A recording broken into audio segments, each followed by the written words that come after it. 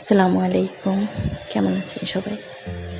এই জায়গাটার নাম অনেকবার দেখেছি, শুনেছি, এমনকি একটা নিউজ চ্যানেলেও দেখেছি, কিন্তু আজকে সামনাসামনি দেখে নিজেকে সার্থক মনে হলো। এই যে ভালো কাজের হোটেল সবসময় দেখি, কালকে যাওয়ার সময় দেখি যে এখানে খাওয়া দাওয়া করা হচ্ছে। আমি অবশ্য যখন যাই তখন খাওয়া দাওয়ার পর্ব শেষ হয়ে যায়।